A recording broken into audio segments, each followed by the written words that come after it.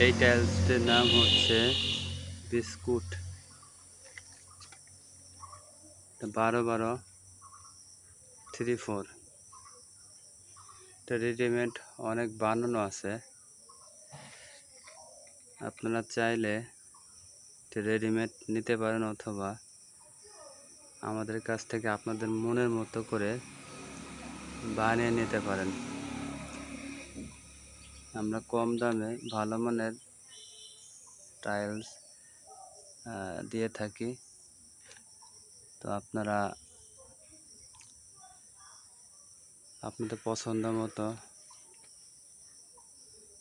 বানিয়ে নিতে পারেন।